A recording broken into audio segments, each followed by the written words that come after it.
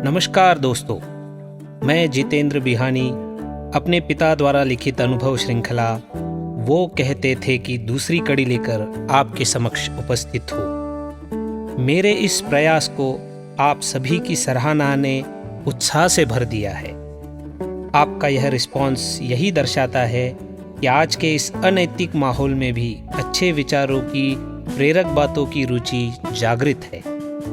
विडंबना यह है कि आज अच्छी बातें सिखानी कहनी पड़ती है, लेकिन हमारे पूर्वजों के समय रोज की घटनाओं से और व्यवहार से संस्कारों के बीच आने वाली पीढ़ी में अपने आप रोपित होते थे।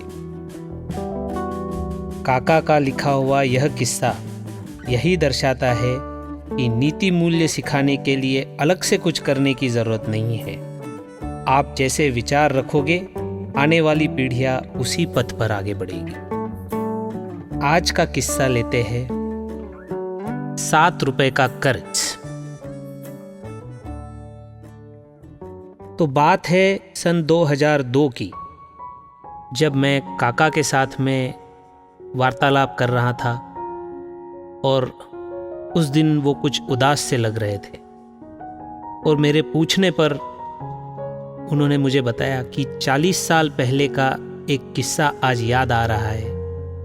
उनकी आवाज़ आज भी कानों में गूंज रही है, जो लोग आज हमारे बीच नहीं हैं। ये बात थी मेरे स्वर्गीय पूज्य दादाजी और मेरे ताऊजी की।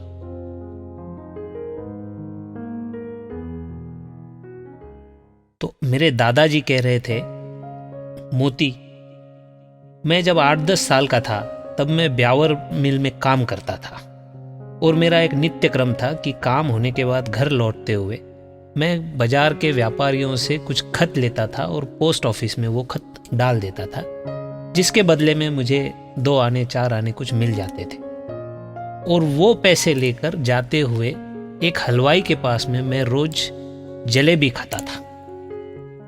धीरे धीरे ये नित्य क्रम बन गया और किसी दिन ऐसा भी होता था कि आज कोई डाक नहीं मिला डालने के लिए, पर उस हलवाई के साथ इतने अच्छे संबंध हो गए थे कि हमारा वहाँ उधार का खाता भी चलने लग गया। ये सिलसिला कुछ सालों तक चला, पर आगे मुझे व्यापार के लिए या कुछ अच्छा काम करने के लिए महाराष्ट्र में आना पड़ा और उस वक्त मैं उसके 7 रुपए का कर्जदार था, जो मैं उस वक्त चुका नहीं पाया था। इस बात का मुझे बहुत दुख है। तो मेरी एक इच्छा है, एक बार तू ब्यावर जा, उस हलवाई का पता लगा और उसको उसका कर्जे का भुगतान करके आ। इस पर मेरे ताऊजी ने कहा, जैसा आप बोलो काका जी, अगली बार फिरोजाबाद जाऊंगा तब पक्का वहां होकर आता हूं। उसके बाद मेरे ताऊजी वहां गए। बीच में करीब 50 वर्षों का काल निकल गया था और जिसमें काफी बदलाव आ गए और बहुत परिश्रम के बाद भी उस हलवाई का कोई पता नहीं चल पाया।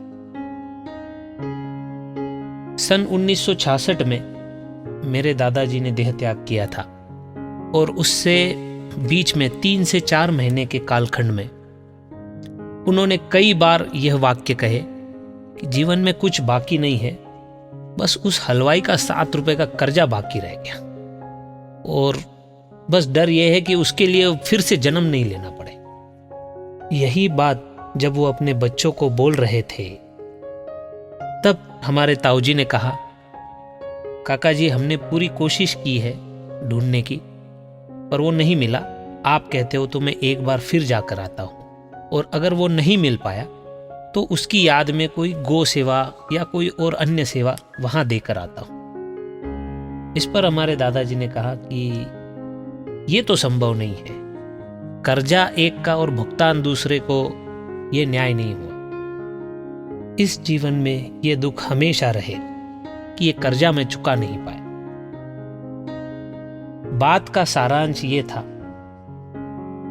कि जिस व्यक्ति को उम्र के 8-10 वर्ष की आयु में किया हुआ 7 रुपए का कर्जा अंतिम सांस तक याद रहा और उसे न चुका पाने का दुख रहा, मुझे लगता है नीति मूल्यों का इससे बड़ा आदर्श और क्या हो सकता है। यही कारण है चौथी पास मेरे दादाजी ने परिवार, समाज और व्यापार में जो सफलता प्राप्त की थी, उसका कारण नीति मूल्यों के प्रति उनकी निष्ठा, और जिस प्रतिष्ठान की नींव नीति मूल्यों के आधार पर बने, वहाँ सफलता के साथ सुख भी निरंतर रहेगा। अपने जीवन में नीति मूल्यों को सर्वोच्च स्थान पर रखने वाले हमारे काका का प्रेरणा स्रोत हमें इस घटना में मिला था।